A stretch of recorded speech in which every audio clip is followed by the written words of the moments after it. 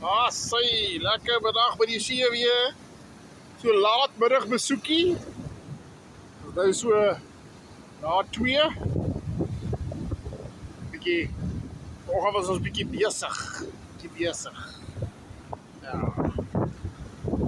Ek weet nie of julle gister gehoor het ook aan die wind nie, maar ek het so 'n stukkie gepraat oor die boekholle, die slim ouens wat al vir die arme mense geld gee. Die ryk ouens moet al geld gee vir die arme ouens. Luister, ou is arm nee, want hy is so gebore.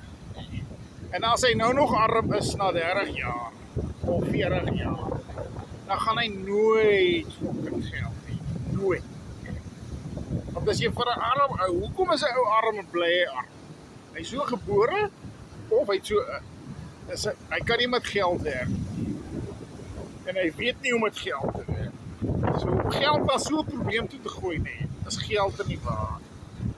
Maar kyk hoe lieflik is die see vandag. Lekker rof, nog geskik. Pragtig man, pragtig.